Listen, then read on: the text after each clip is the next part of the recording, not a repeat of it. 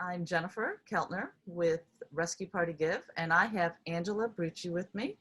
And she and I have been talking together a while about what she's doing in her nonprofit. So I just kind of want to share a little bit. And again, with Rescue Party Give, our role and our goal is to just look at what individuals are doing and how we can all make a difference. So, I just connected with Anxhela. I just want to share what she's doing. So Anxhela, could you just introduce yourself and just share a little bit? Thank you so much, Jennifer. I'm Anxhela, based in Albania. I'm working on an initiative to help in the reintegration process of trafficking survivors, especially in their economic reintegration process.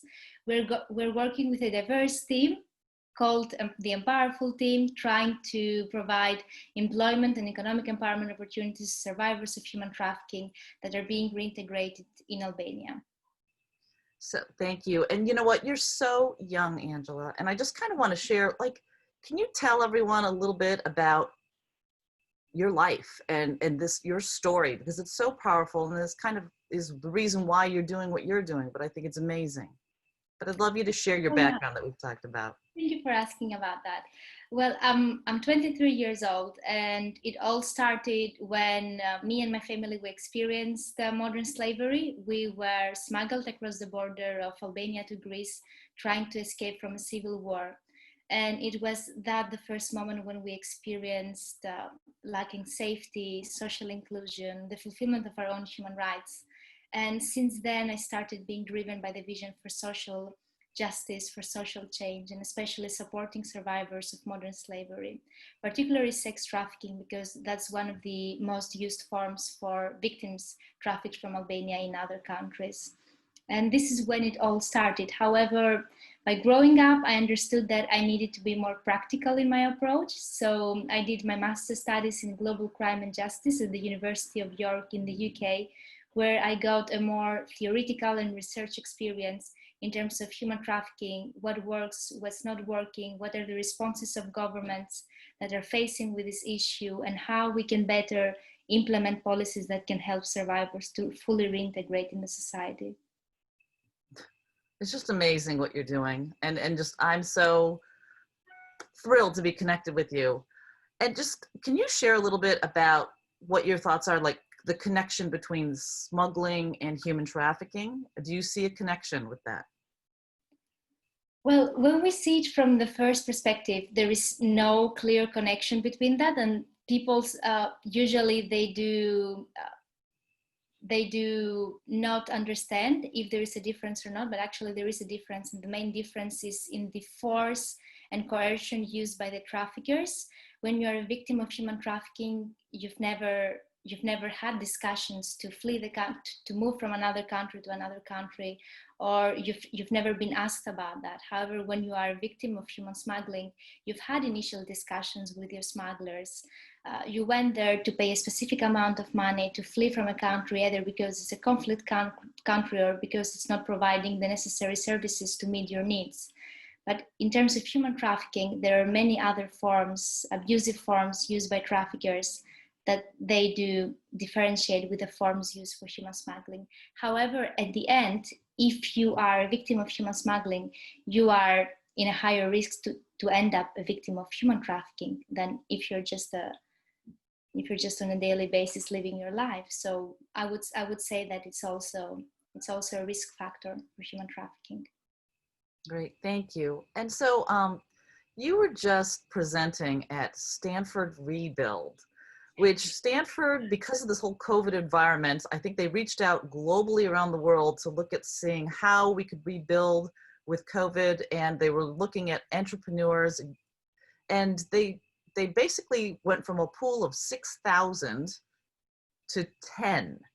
Can you kind of share kind of how that all happened, transpired, your experience with that? Wow, that was a really once in a lifetime opportunity, as I would call, because not only being part of the top 10, but especially having the opportunity to review materials used by Stanford University, to learn about the entrepreneurial perspective and how can we make this social enterprise that we're working on to become really sustainable in terms of its future and expand worldwide. It was wonderful. I would also want to distinguish the connections that we've made during those 3 months that we were part of the program, meeting so many young entrepreneurs, innovators, people who are really trying to change and save this world and create a more hopeful future for our society.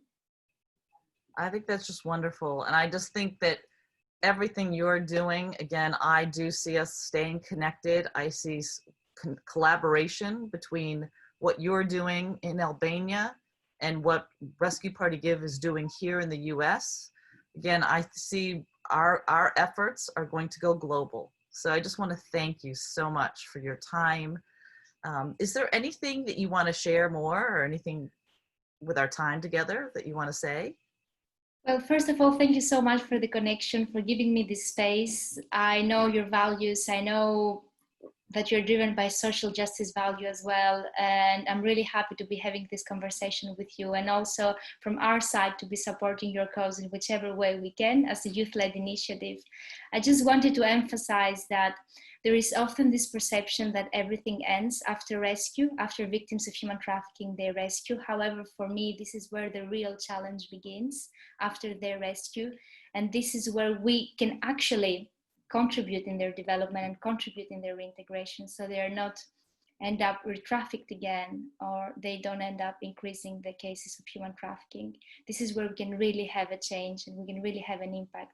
So I would just call everybody who listens to this to take action, not support only financially, but support by their volunteering time, support by raising awareness on this issue, because it's really crucial.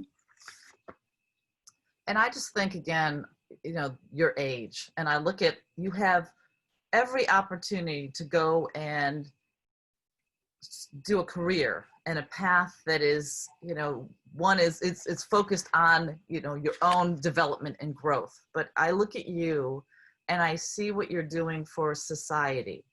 And I just think it's amazing. So I just commend you for that. I just think, again, you've had that opportunity. You've studied in Europe, in the UK, correct? Your graduate degree. And I love what you're doing with your degree, because I think the world needs more of you, Anxhela. Oh, thank you so much. Same as you, we really need people who are working for social causes and who are putting aside their egoism and personal benefit to be of use of their society, of those who really need our help. I know, I loved hanging out with you. Even though we're Zooming, one day we're going to meet. So, yes, imagine. We will. I can see you at Stanford. We never know how life ends up. That's the interesting part of it, right? Being unexpected. Yep. Well, thank you so much. Thank you for the space and the opportunity. I'm really looking forward to see how fast and how globally Rescue Party Give will go.